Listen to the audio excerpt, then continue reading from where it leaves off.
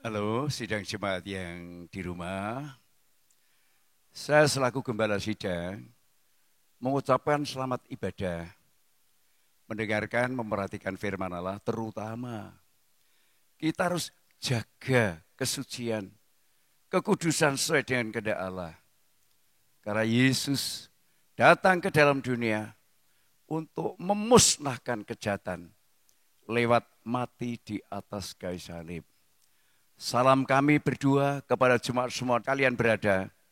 Semoga saudara tetap tenang menghadapi situasi yang seperti ini. Tidak usah takut. Tuhan beserta kita. Amin.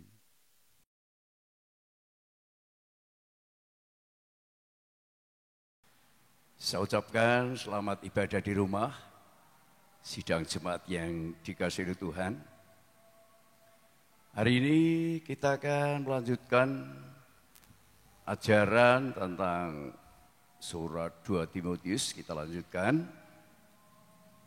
Kita memperhatikan, kita dengan sungguh-sungguh akan belajar firman Allah supaya kita memahami apa yang menjadi kehendak Tuhan. Sama-sama kita baca, sebelum itu kita berdoa dulu. Segala hormat dan puji kami aturkan kepada Bapa yang di surga. Allah yang baik, yang sangat baik, luar biasa baik. Kami datang kepadamu, mohon nikmat, mohon pengertian supaya kami tidak ada yang salah paham. Karena Allah itu roh, maka ibadah kami, ibadah dengan roh dan kebenaran. Dimanapun kami beribadah sah. Ini juga seizin Tuhan supaya masing-masing memahami bahwa Allah itu bukan lembaga manusia, tapi firman dan Roh Kudus yang menjadi manusia. Sudah mati dan bangkit, sekarang kembali di pangkuan Allah Bapa. Mari Tuhan Kau berfirman bagi kami, supaya kami semua mendengarkan dengan baik, dengan seksama, hingga kami sekalian diberkati oleh Tuhan. Di dalam nama Tuhan Yesus Kristus kami peraskan doa ini. Haleluya. Amin. Kita akan sama-sama membaca firman Allah dalam 2 Timotius pasal yang kedua, kita baca ayat 16 sampai yang ke-19. Demikian bunyinya. Tetapi hindarilah omongan yang kosong dan yang tidak suci, yang hanya menambah kefasikan. Hindarilah omongan yang kosong, berita hoax yang tak suci, yang hanya menambahkan kefasikan. Teruskan. Perkataan mereka menjalar seperti penyakit kanker. Di antara mereka termasuk Himenius dan Filetus. Termasuk Himenius dan Filetus, ini adalah pemberita Injil yang tidak benar. Teruskan.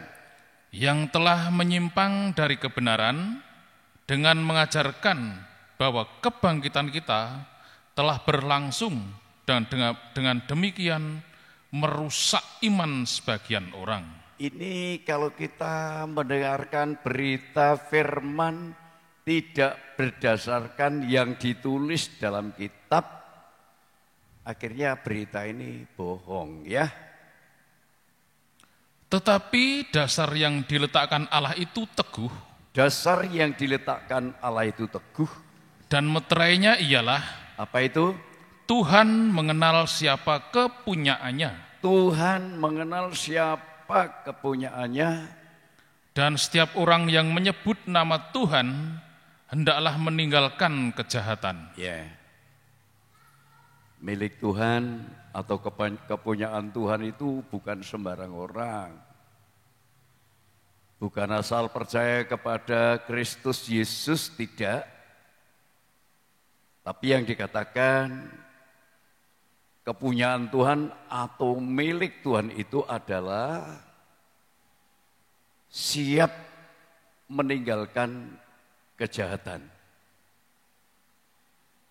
Kita harus semua paham bahwa kejahatan itu berasal dari iblis yang mengganggu manusia sejak awal.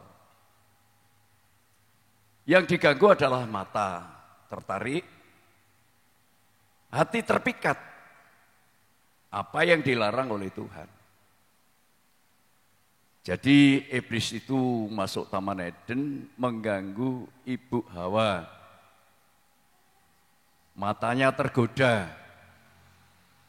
hatinya terpikat dengan perkataan iblis yang bohong. Jadi siapapun yang berkata bohong itu adalah dari iblis. Kalau seorang pendeta seperti saya berkata bohong itu bukan dari Injil, tapi dari iblis. Siapapun yang berkata bohong, sumbernya adalah dari iblis. Mari kita buktikan. Dalam Kejadian pasal yang ketiga, ayat yang ke-6. Kejadian pasal yang ketiga, ayat yang ke-6. Perempuan itu melihat bahwa buah pohon itu baik untuk dimakan. Buah pohon itu baik untuk dimakan, ini yang dilarang oleh Tuhan. Buah pengetahuan baik dan jangan dimakan, ketika kau makan pasti mati. Terus? Dan sedap kelihatannya. Sedap kelihatannya. Lagi pula pohon itu menarik hati. Pohon itu menarik hati karena memberikan pengertian. Karena memberi pengertian. Lalu ia mengambil dari buahnya dan memakannya. Dan diberikannya juga kepada suaminya yang bersama-sama dengan dia. Ya. Dan suaminya pun memakannya. Ini sejarah dosa masuk kepada manusia pertama, Adam dan Hawa. Tuhan berfirman kepada Adam, semua buah pohon dalam taman ini boleh kamu makan dengan bebas. Tetapi buah pengetahuan dan baik dan jangan dimakan. Ketika kamu makan, kamu pasti mati. Tetapi iblis yang adalah dusta, pembohong, sejak mulanya dia menggoda manusia. Dia berkata, sekali-kali kamu tidak akan mati, kata iblis kepada perempuan itu. Bahkan kalau kamu makan buah ini, kamu akan jadi sama seperti Allah, mengetahui baik dan jahat. Godaan manusia itu dari iblis selalu menampilkan yang baik, menampilkan yang indah, menampilkan yang menarik. Tapi di balik itu kebohongan, kejahatan yang mendatangkan kematian. Kalau iblis berkata kamu sekali-kali tidak akan mati, bohong. Tapi Tuhan mengatakan pasti mati, yang benar pasti mati. Itulah sejarah dosa. Jadi manusia itu menyentuh yang dilarang. Sekarang pemerintah menganjurkan tidak boleh bersentuhan, itu bagus sekali. Ya. Arahnya nanti kalau selesai corona ini, semua milik Tuhan meninggalkan kejahatan. Semua orang Kristen yang menjadi miliknya Tuhan harus meninggalkan kejahatan. Jangan menyentuh dosa. Supaya apa? Supaya hidup di dalam kesucian. Tidak dalam kebohongan. Tidak menjadi pendusta. Bukan mengabarkan kabar hoax, bukan mengabarkan kabar palsu, tetapi berita yang benar itu hanya dari Tuhan. Kalau dari iblis pasti salah. Maka iblis bekerja keras untuk mendatangkan manusia yang mati. Karena iblis begitu dosa akan dijatuhi hukuman kekal selama-lamanya. Maka iblis mencari bala tentara. Sebanyak-banyaknya kalau bisa manusia seluruh dunia ini harus mati di tangan iblis. Termasuk sekarang virus corona ini mengguncang dunia. Di Amerika berita di TV sudah 10.000 yang meninggal. Negara hebat, tapi kenyataannya juga iblis mengincar untuk membunuh semua manusia kalau bisa. Tapi puji Tuhan negara kita berusaha sedemikian rupa. Kalau boleh kita mati, jangan karena virus corona. Kalau boleh mati, semua mati. Mati karena corona, mati sakit jantung, mati kecelakaan, mati kelaparan, mati apa? Mati, pasti mati. Tetapi negara kita penuh bijaksana karena penyebaran cara pembunuhan corona luar biasa, maka kalau boleh seminimal mungkin yang mati karena corona. Itulah sebabnya harus jaga kebersihan, harus jaga jarak dan lain sebagainya, hingga tempat-tempat ibadah di Indonesia tidak boleh untuk ibadah secara bergerombol. Itulah sebabnya saya menyampaikan firman Allah untuk jemaat di rumah, supaya jemaat beribadah di rumah masing-masing, hingga akan bertemu dengan firman yang saya sampaikan untuk semua sidang jemaat yang dikasihi oleh Tuhan. Oleh sebab itu kita perlu memahami tipu muslihat iblis. Itu dari mata melihat, hati tertarik, menyentuh, mengambil, dimakan, ganti menyentuh suami, menghasilkan anak Habil, Kain, yang akhirnya bersaudara, rela membunuh. Kain membunuh adiknya hanya karena iri hati. Iri hati ini terjadi di dunia ini. Iri hati soal kedudukan, iri hati soal kekayaan, iri hati bermacam-macam, menimbulkan kebencian, menimbulkan amarah, dikendalikan oleh iblis untuk menjadi pembunuh, seperti iblis adalah pembunuh. Itulah sebabnya kita harus memahami, kita harus belajar pada firman Allah, bahwa hati manusia itu yang tahu hanya manusia dan Tuhan. Kalau secara kuantitas hidup lahiriah kita dilihat oleh orang lain, disanjung oleh orang lain, dicaci maki oleh orang lain, tetapi kalau hati tidak ada seorang pun manusia yang tahu kecuali Tuhan. Nah ini hati Hawa sudah tertarik dengan dosa, ini akan turun kepada anak-anaknya, termasuk kepada kita semua ini. Terjadi pembunuhan, rebutan kedudukan, rebutan warisan, rebutan apa saja yang mendatangkan marah yang meluap-luap, tidak tertahan, dan terjadilah pembunuhan. Itulah sebabnya manusia karena begitu kejahatan berkembang biak luar biasa, hingga terjadi suatu hal yang sangat memilukan hati Tuhan, maka Tuhan melihat hati nanti. Kejahatan sudah berkuasa atas bumi.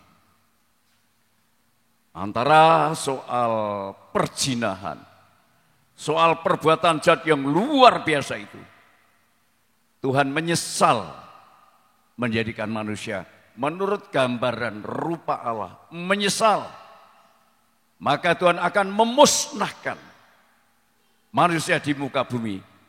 Tetapi Tuhan masih melihat seseorang yang hatinya berkenan pada Tuhan.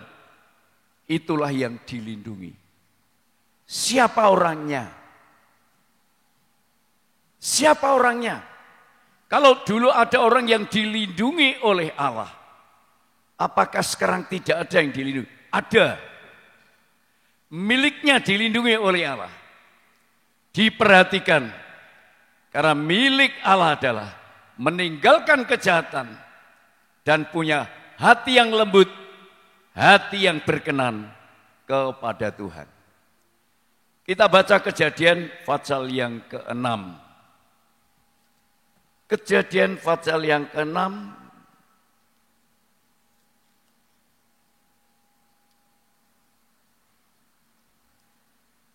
ayat yang ke-5 dan seterusnya. Ketika dilihat Tuhan bahwa kejahatan manusia besar di bumi dan bahwa segala kecenderungan hatinya selalu membuahkan kejahatan semata-mata. Jadi manusia itu hatinya sudah dikuasai oleh iblis hingga kecenderungan hatinya selalu membuahkan kejahatan semata-mata. Terus maka menyesalah Tuhan. Menyesalah Tuhan bahwa Ia telah menjadikan manusia di bumi dan hal itu memilukan hatinya. Wah.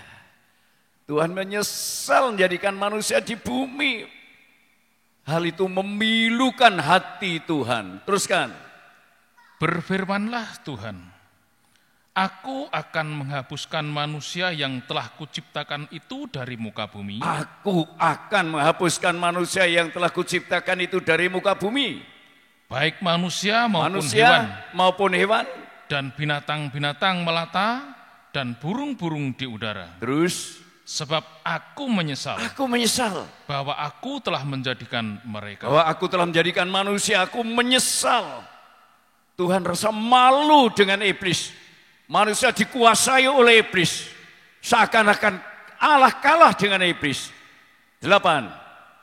Tetapi Nuh mendapat kasih karunia di mata Tuhan. Tetapi masih ada orang yang menyenangkan Tuhan. Nuh mendapatkan kasih karunia di mata Tuhan. Ayat 1 lagi. Inilah riwayat Nuh. Nuh adalah seorang yang benar, dan tidak bercela di antara orang-orang sejamannya. Terus, dan Nuh itu hidup bergaul dengan Allah. Nuh bergaul dengan Allah. Bergaul karib. Selalu ada hubungan lewat doa, berhubungan lewat membaca Injil, membaca firman Allah, bergaul dengan Allah. Nuh mendapatkan kasih karunia di mata Tuhan. Hukum Taurat diberikan oleh Musa. Tetapi kasih karunia dan kebenaran datang oleh Yesus Kristus. Kalau dulu Nuh mendapatkan kasih karunia di mata Tuhan, sekarang kita juga mendapatkan kasih karunia di mata Tuhan oleh Yesus Kristus. Maka orang Kristen selayaknya menghargai kasih karunia yang daripada Allah ini, dan kita harus bergaul karib dengan Tuhan, meninggalkan kejahatan. Meninggalkan tipu muslihat dari iblis yang luar biasa. Yang memalukan Tuhan, seakan-akan Tuhan diinjak oleh iblis, oleh sikap dan perbuatan manusia yang makin jahat. Saya tidak mengerti kenapa dunia diguncang oleh corona. Saya tidak bisa berkata kecuali fakta kenyataannya sekarang.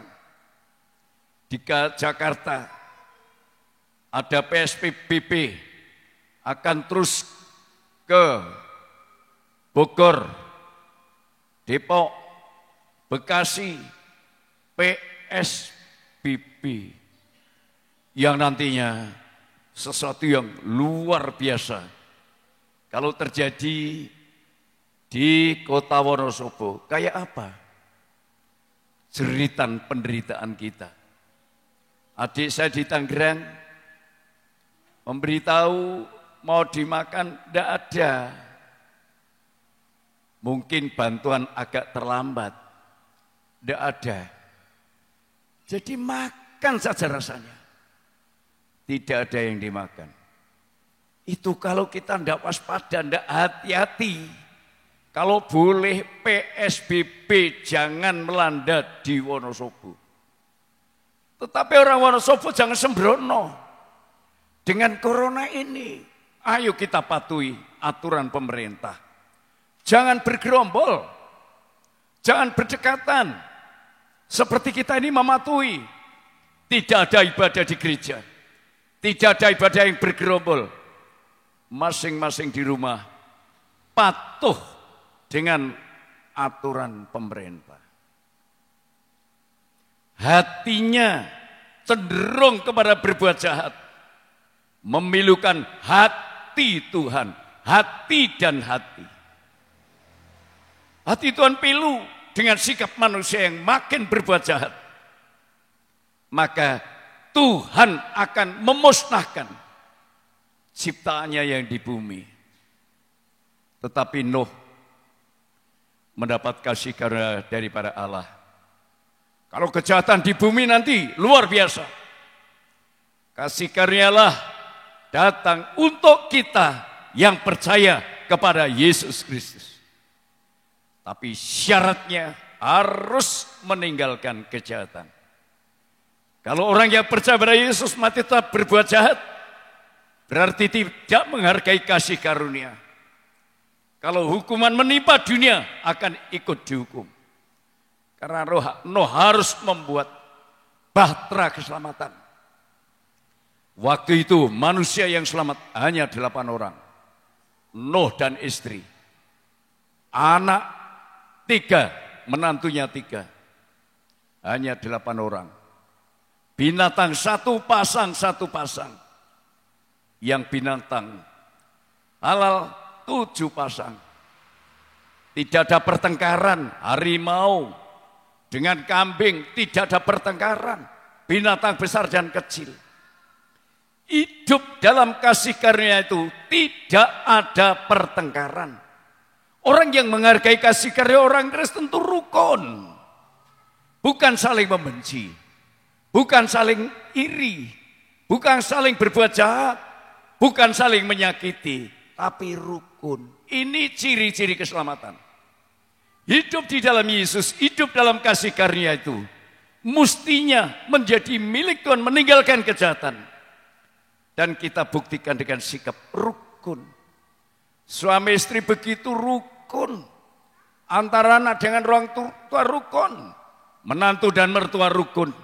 Hidup dengan tetangga rukun. Ini berarti hidup di dalam kasih karunia. Tapi kalau saling membenci, saling pukul, saling hantam, saling berebut kedudukan, ini bukan orang yang ada di dalam kasih karunia Allah. Ada pada waktu itu seorang raja di Israel yang namanya Saul. Saul menjadi raja diizinkan oleh Tuhan atas usulan orang banyak. Samuel sebagai hakim merasa tersinggung. Tetapi Tuhan, biarkanlah itu kemauan mereka. Dan ternyata Saul menjadi raja, semula patuh dengan Tuhan. Tapi lama-lama hatinya jauh dengan Tuhan. Ketika jauh dengan Tuhan, Saul tidak taat pada firman Allah, tidak menghormati kasih karunia Allah, berbuat dosa. Akibat nyata, mati bunuh diri. Itu Raja Saul. Nah sekarang penggantinya siapa? Penggantinya adalah orang yang berkenan di hati Tuhan. Kita baca 1 Samuel 16 ayat 17. 1 Samuel 16 ayat 17.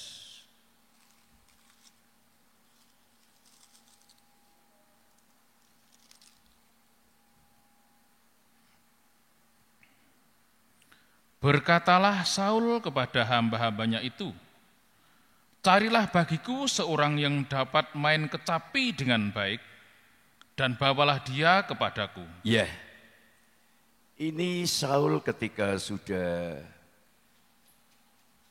jatuh di dalam dosa, itu Saul harus dihibur oleh yang mampu memainkan kecapi. Siapa itu yang dipilih oleh Tuhan? Sampai ayat yang ke-7. Dibaca ayat yang ke-5 sampai 7. Aku salah ya. Salah membuka. Pasal 1 Samuel 16 ayat 5 sampai 7.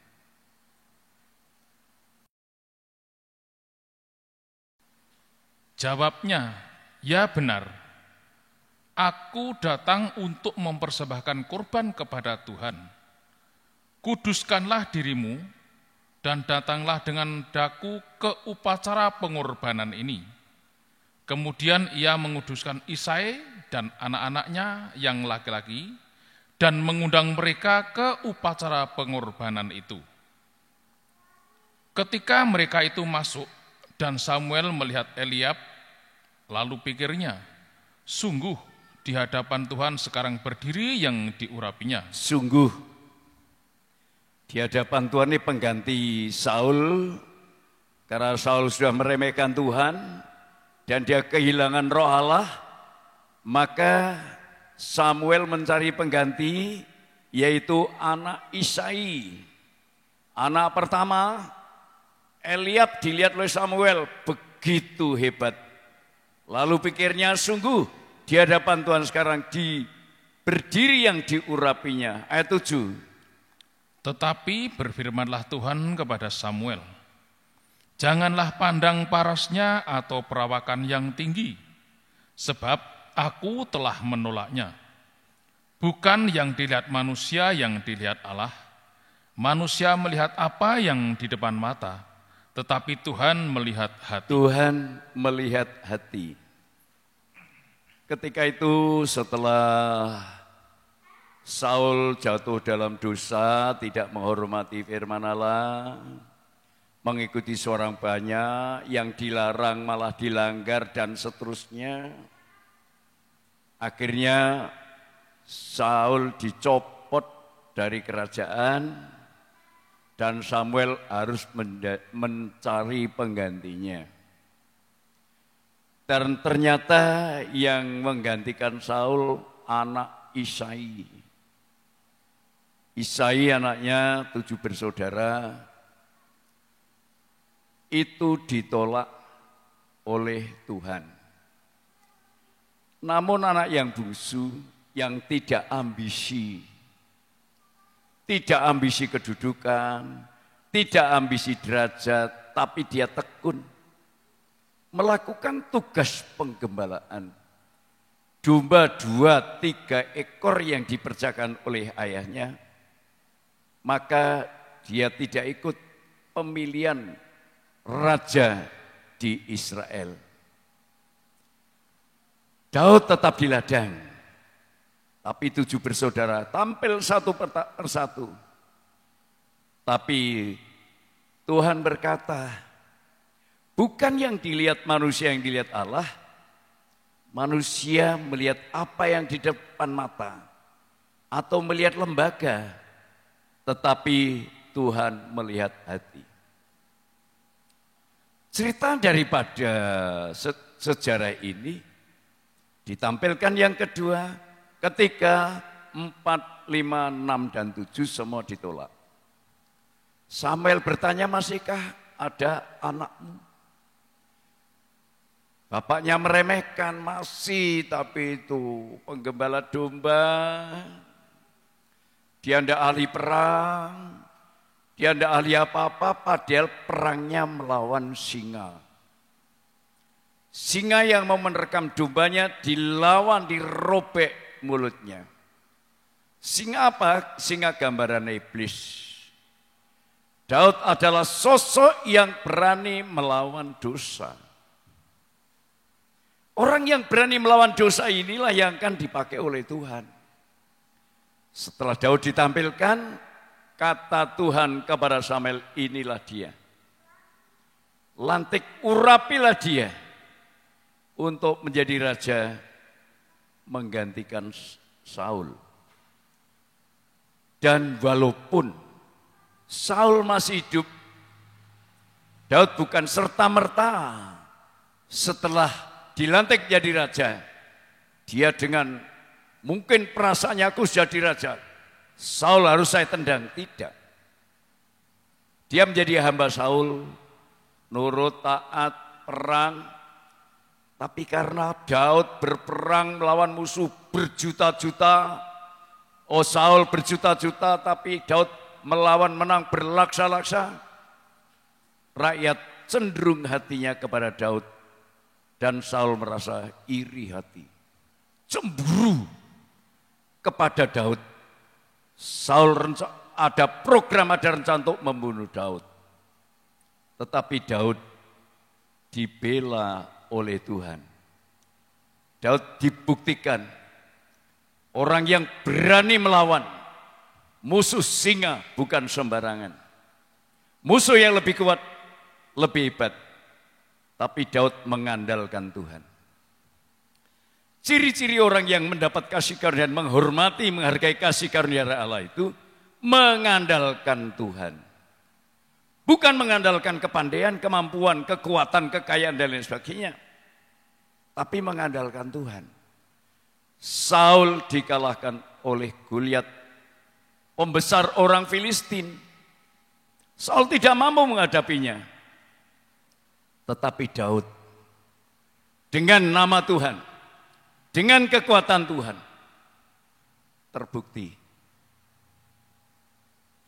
terbukti bahwa Daud bisa melawan musuh Israel. Ayo kita baca dalam 1 Samuel 17 ayat 45. 1 Samuel 17 ayat 45.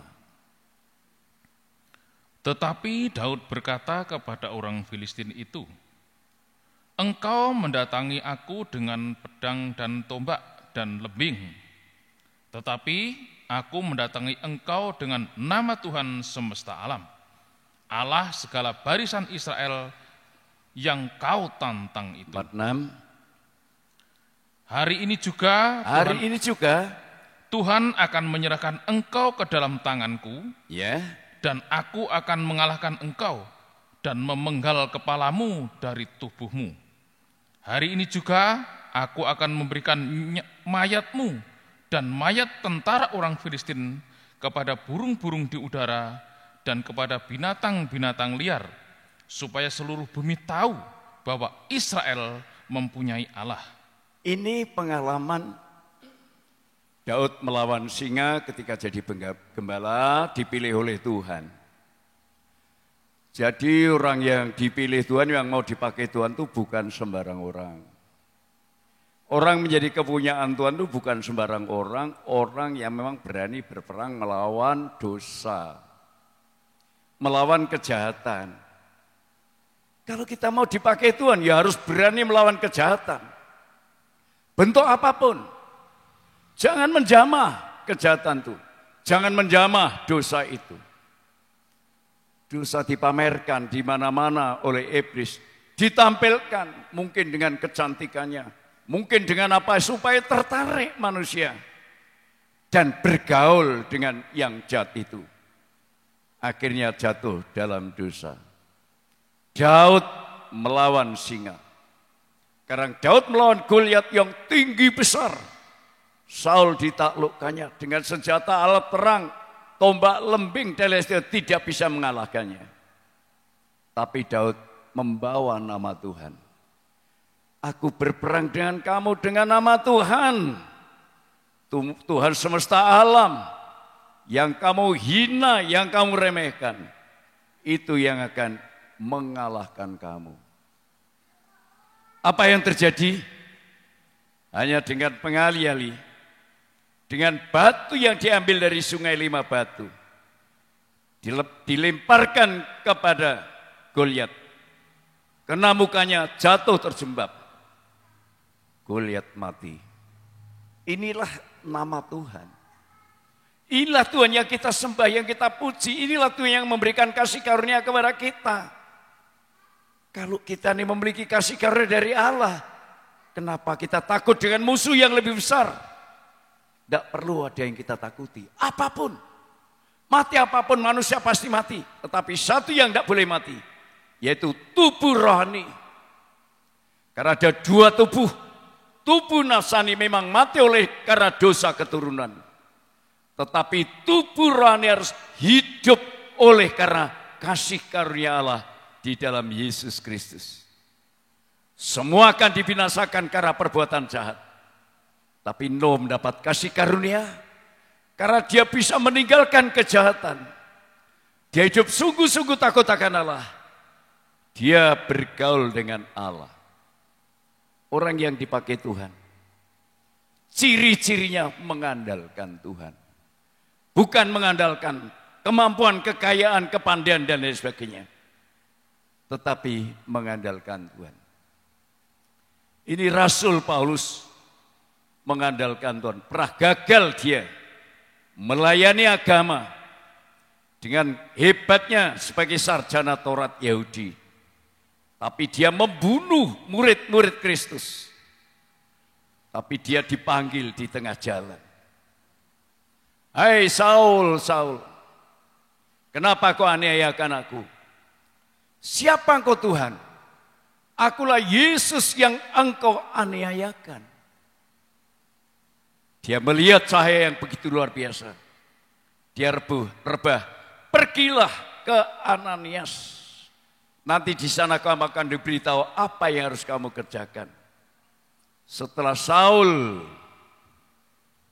yang namanya Paulus, berdiri mata buta, dituntun sampai ke Ananias, ditumpangkan tangan, didoakan, melek, diajarkan tentang Injil. Sejak itu Paulus berpegang teguh kepada kasih karunia Allah. Dia menjadi pelayan yang berani apapun. Berani mati karena Kristus. Bahkan dia berani melawan kejahatan apapun. Dia meninggalkan kejahatan. Karena dia berprinsip kalau Allah di pihak kita, siapa lawan kita? Roma 8 ayat 31. Roma 8 ayat yang ke-31.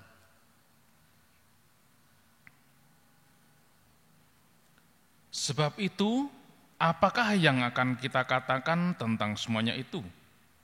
Jika Allah di pihak kita, siapakah yang akan melawan kita? Jika Allah di pihak kita, siapa akan melawan kita? Dosa apapun mampu kita hancurkan. Dosa pembunuhan, perzinahan, kebohongan, iri hati, sakit hati bisa kita kalahkan. Yesus yang sudah menang dengan maut. Sengat maut ialah dosa. Kuasa dosa adalah hukum Taurat. Syukur kepada Allah yang telah memberikan kemenangan pada kita oleh Yesus Kristus. Rasul Paulus benar-benar setelah dia mengenal secara pribadi tentang Allah, menghargai kasih karunia yang datang dari Yesus Kristus, dia menjadi pelayannya. Jika Allah di pihak kita, siapa akan melawan kita? Apapun, dosa apapun tidak akan menyentuh.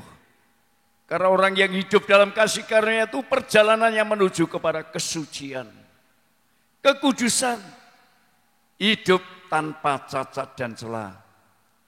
Bukan menghambur waktu untuk berbuat dosa, tapi hidup itu benar-benar mengejar kesucian di dalam Tuhan.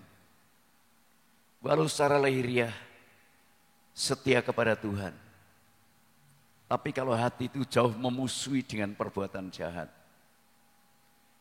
Kelihatannya saya menjadi pengkhotbah. Dilihat oleh orang seluruh dunia.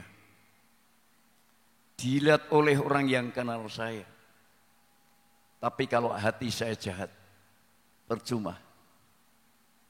Menyampaikan firman Allah yang benar itu hati dan mulut sama. Dalam hidupmu bersama memiliki pikiran dan perasaan yang terdapat di dalam Kristus Yesus. Luar dan dalam sama. Hidup itu sangat menghargai korbannya. Dia mati tujuannya untuk menghapus dosa kita. Tetapi kenapa sampai hari ini mungkin dosa kita masih bercokol. Masih mencintai dosa. Masih mencintai dusta, masih mencintai kebohongan, masih mencintai membenci orang dan lain sebagainya. Kita baca Kolose 1 ayat 21 dan 22. Kolose yang pertama ayat 21 dan 22. Juga kamu yang dahulu hidup jauh dari Allah dan yang memusuhinya dalam hati dan pikiran, seperti yang nyata dari perbuatanmu yang jahat. Orang yang berbuat jahat itu memusuhi Allah dalam hati. Walaupun kita mungkin bicara tentang Yesus, menceritakan Yesus, memuji Yesus, menari-nari. Tapi kalau hati itu jahat, itu memusuhi Allah. Terus kan?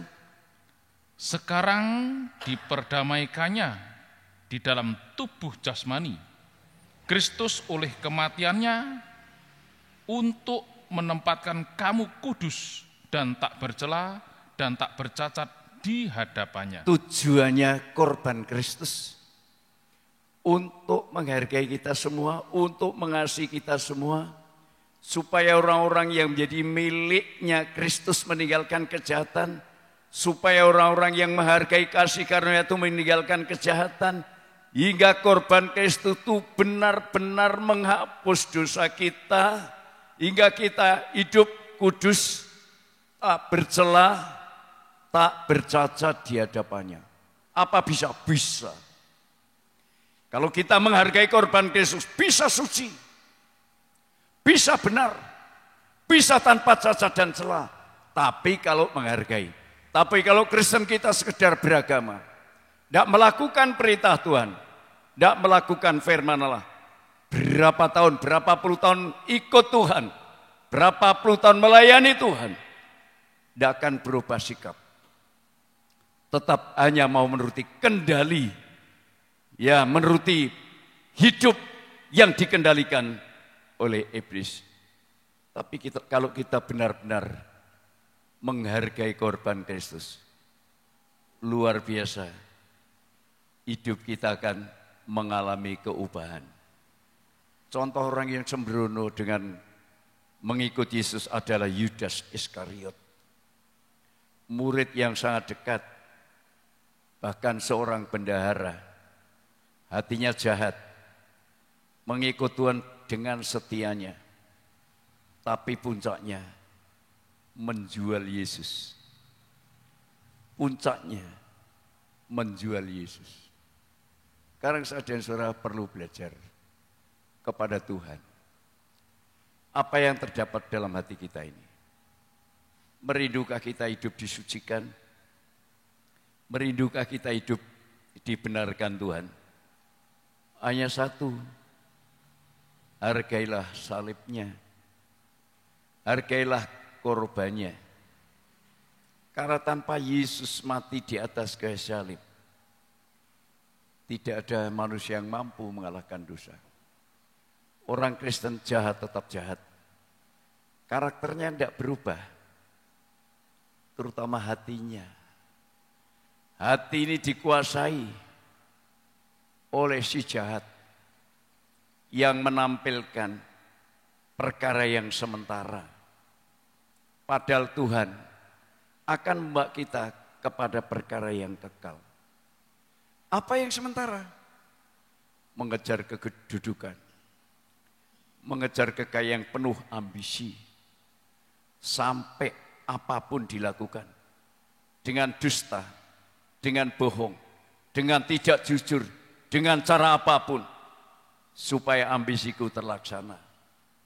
Walaupun tidak diketahui oleh siapapun, tapi Tuhan tahu. Itulah sebabnya di mana kita, posisi kita sekarang.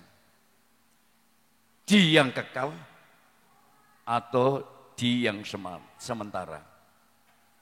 Matius 6 ayat 21. Matius pasal 6 ayat 21. Karena di mana hartamu berada, di situ juga hatimu berada. Karena di mana hartamu berada, di situ juga hatimu berada. Uang saya di bank misalnya, sekian hati saya ke sana. Saya tidak punya uang misalnya, menghadapi corona ini, menghadapi krisis ekonomi, hatiku ke situ. Tapi Tuhan menyediakan harta yang kekal, yaitu firman Allah. Karena semua akan hilang, di dunia sehebat apapun akan hilang. Yang kekal cuma firman Allah. Itulah mata kita tertarik kemana? Kalau tertarik kepada yang fana, mengejar kekayaan dunia, tetapi tidak mengejar kekayaan yang dari Tuhan, yang kekal. Kita tidak salah, karena kita harus masih makan.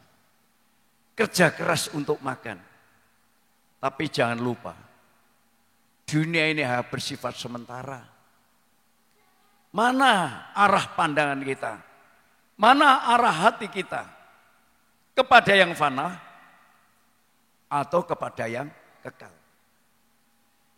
Mari kita lihat contoh. Ada orang yang mengejar yang fana, tetapi ada orang yang bertahan di dalam yang kekal.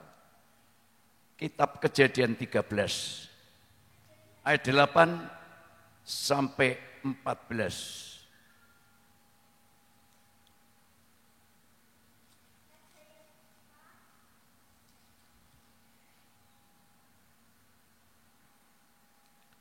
Maka berkatalah Abram kepada Lot, janganlah kiranya ada perkelahian antara aku dan engkau. Janganlah kiranya ada perkelahian antara aku dan engkau, berebut tempat penggembalaan harta dunia, terus dan antara para gembalaku dan para gembalamu. Ya, sebab kita ini kerabat. Kita ini kerabat, bersaudara, terus bukankah seluruh negeri ini terbuka untuk engkau?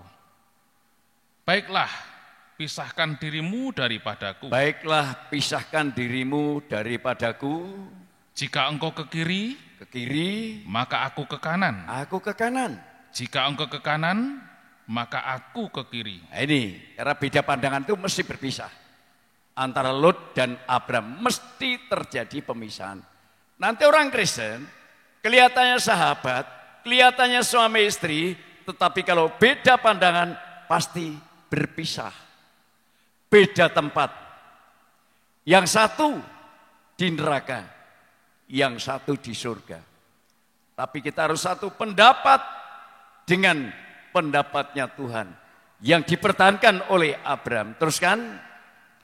Lalu Lot melayangkan pandangannya dan dilihatnya lah bahwa seluruh lembah Yordan banyak airnya, seperti taman Tuhan, seperti tanah Mesir sampai ke Zoar. Hal itu terjadi sebelum Tuhan memusnahkan Sodom dan Gomora. Itu terjadi sebelum Tuhan memusnahkan Sodom dan Gomora. Sebab itu Lot memilih baginya seluruh lembah Yordan itu. Lalu ia berangkat ke sebelah timur dan mereka berpisah. Teruskan. Abram menetap di tanah Kanaan. Abram menetap di Kanaan. Tetapi Lot menetap di kota-kota lembah Yordan. Iya. Dan berkemah di dekat Sodom. Adapun orang Sodom sangat jahat. Orang Sodom sangat jahat. dan berdosa terhadap berdosa Tuhan. terhadap Tuhan. Setelah Lot berpisah daripada Abram, berfirmanlah Tuhan kepada Abram. Ini Abram berpedoman kepada firman, tapi Lot berpedoman atas yang dilihat. Apa kata Tuhan? Pandanglah sekelilingmu, Pandanglah sekelilingmu, dan lihatlah dari tempat engkau berdiri itu ke timur dan barat, utara dan selatan. ya cukup itu saja. Ini jelas sekali. Dari Ur Kasdim mereka berjalan bersama-sama sesuai dengan penuntunan Tuhan, tapi di tengah perjalanan terjadi perkelahian hanya perkara-perkara yang bersifat sementara. Bukan mustahil, sama-sama orang Kristen, tapi berebut, sama-sama pendeta, berebut jemaat, bukan mustahil. Tetapi bagi Abram yang dipanggil oleh Tuhan, dikehendaki oleh Tuhan, Abram punya prinsip apa yang menjadi maunya Tuhan dia ikuti. Tapi Lot memisahkan diri sesuai dengan apa yang dilihat Sodom Gomora, lembah Yordan yang seperti taman Tuhan, tapi juga seperti taman Mesir. Dia pergi ke sana. Berpisah dengan Abram, banyak ternak, banyak kekayaan. Tapi akhirnya karena hidup di tengah-tengah orang jahat, Sodom Gomora dihukum. Lot keluar, istri tidak ikut. Hanya kedua anaknya perempuan hidup di dalam gua. Yang dibawa adalah roh perzinahan. Lot berzina dengan kedua anaknya yang melahirkan bangsa Amon dan bangsa Moab yang memusuhi umatnya Tuhan. Tetapi Abram tetap di tempat Kanaan. Lihatlah ke timur, barat, utara, selatan. Kalau ditarik garis, itulah gambaran salib. Pandangan salib. Pandangan yang benar. Karena hasil dari korban Kristus. Saya dan saudara kalau sungguh-sungguh kepada Tuhan, kita akan mengalami penyucian. Hidup kudus tanpa cacat dan tanpa celah. Kita akan sama-sama masuk dalam doa. Firman Allah kiranya menjadi berkat bagi semua yang beribadah di rumah masing-masing. Segala hormat dan puji kami haturkan kepada Bapa yang surga. Allah yang luar biasa, yang memberikan petunjuk kepada kami. Mana yang benar, mana yang salah. Yang salah adalah miliknya iblis. Yang benar adalah miliknya Tuhan. Tetapi iblis bisa memutarbalikkan. Yang mestinya makan buah yang dilarang mati. Iblis berkata, tidak akan mati. Tapi akan menjadi sama dengan Allah. Inilah dosa Adam dan Hawa. Tetapi Yesus Kristus datang, Adam akhir. Materinya bukan dari debu tanah, tetapi dari roh yang dikandung. Firman yang menjadi manusia. Itulah sebabnya dia bangkit. Dia hidup di tengah-tengah orang mati. Dia naik ke surga. Duduk di sebelah kanan Allah Bapa. Itulah orang pilihan Tuhan. Itulah miliknya Tuhan. Yang meninggalkan kejahatan. Tidak akan mengalami kematian yang kedua. Hanya kematian pertama karena kami adalah anak Adam yang berdosa. Tetapi anak Allah, anak Yesus Kristus tidak akan mati. Yaitu yang dari roh. Kami akan sungguh-sungguh menghargai. Di mana hartamu, di situ hatimu. Kalau kami tergoda dengan harta dunia, sampai melupakan harta yang disediakan oleh harta yang kekal. Yaitu firman Allah. Akibatnya, kami tidak memperoleh janji apa-apa dari Tuhan. Tetapi kalau kita menghormati harta yang dari Tuhan, kami diberkati oleh Tuhan. Dalam nama Tuhan Yesus Kristus kami berdoa. Amin. Saudara-saudaraku yang dikasihi oleh Tuhan, pulanglah ke rumah masing-masing. Turunlah berkat damai sejahtera dari Allah Bapa. Cinta kasih sayang dan kemurahan Sang Putra dan persekutuan Allah Roh Kudus kiranya memberkati saudara semua yang di rumah. Dari sekarang, besok bahkan sampai selama-lamanya, hingga hari Maranatha dalam nama Tuhan Yesus Kristus. Haleluya. Amin.